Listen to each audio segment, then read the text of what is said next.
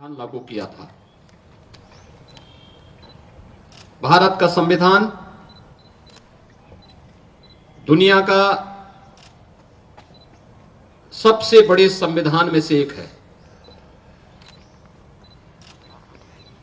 और भारत के संविधान ने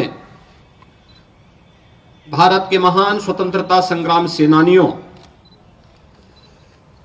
संविधानविदों और विशेषज्ञों के अनुसार जिस संविधान को अपने देश में लागू किया, पिछले 74 वर्षों से यह भारत के अंदर जाति, मत, संप्रदाय, क्षेत्र या अन्य तमाम अवरोधों को पूरी तरह समाप्त करते हुए अपनी कसौटी पर खरा उतरा है। ये भारत के संविधान की ही महानता है कि दुनिया के अंदर आधुनिक लोकतंत्र के रूप में अपने आप को स्थापित करने वाले तमाम देश जो अपने को आज की व्यवस्था के अनुसार सबसे प्रगतिशील मानते हैं, उन देशों ने लंबे समय तक लिंग भेद के आधार पर महिलाओं को मताधिकार से वंचित किया था। तमाम दबी कुचली परंपराओं को समाज और राष्ट्र की मुख्य धारा से अलग किया था। लेकिन भारत दुनिया का वह देश है जिसने संविधान लागू करने के साथ ही इस बात को भी सुनिश्चित किया था कि भारत के अंदर लिंग के आधार पर जाति, मत, मजहब, क्षेत्र के आधार पर किसी भी प्रकार का कोई भेदभाव नहीं होगा और भारत के हर वयस्क मतदाता को अपना मताधिकार करने, भारत के अंदर एक सरकार बनाने के लिए पूरा अधिकार दिया। ये भारत के संविधान के कारण भारत का हर नागरिक आज देश की सरकार को बनाने में उसका हिस्सेदार बना हुआ है। हमारा संविधान अनेक उपलब्धियों से भरा हुआ है और इसीलिए उन उपलब्धियों को ध्यान में रखते हुए अगर इस संविधान हमें अधिकार देता है तो हमारे कर्तव्यों के प्रति भी हम सबको आग्रही बनाता है। आदरणीय प्रधानमंत्री जी ने पूरे देशवासियों का इसी बात के लिए आह्वान किया है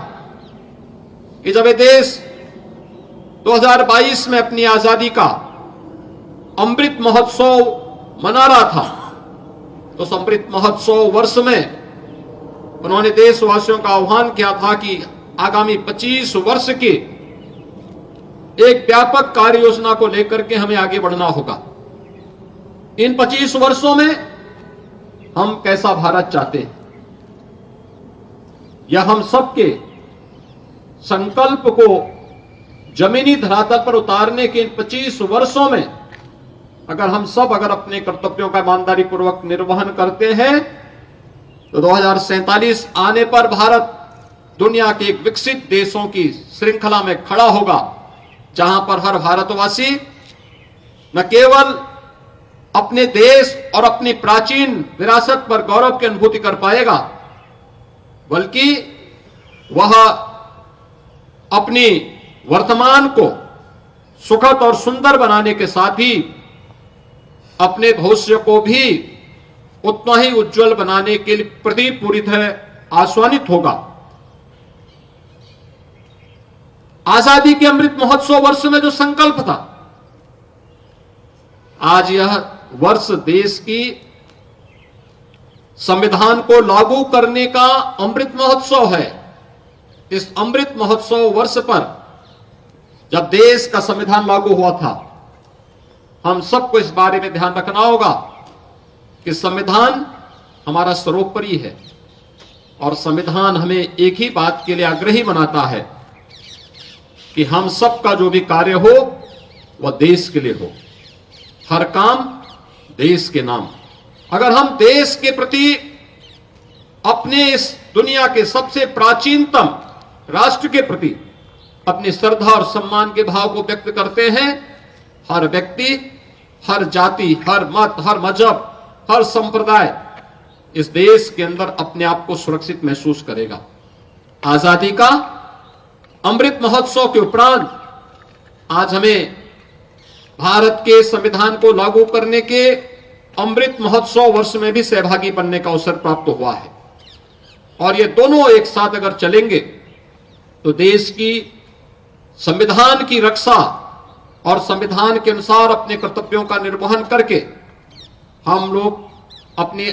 आजादी को भी अक्षुण्य बनाए रख सकते हैं और भारत को दुनिया की एक सबसे बड़ी ताकत के रूप में स्थापित करने में अपना योगदान दे पाएंगे। मैं एक बार फिर से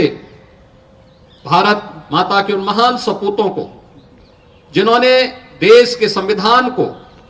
बनाने में अपना योगदान किया, राष्ट्रपिता महात्मा गांधी के नेतृत्व में चला आजादी का आंदोलन और आजादी के बाद जब ये देश अपने संविधान निर्माण के लिए आगे बढ़ा था तो एक नाम सबके मुंह पर आया था, सर्वमान्यमति से जिन्होंने उस नाम का चयन किया था वह नाम था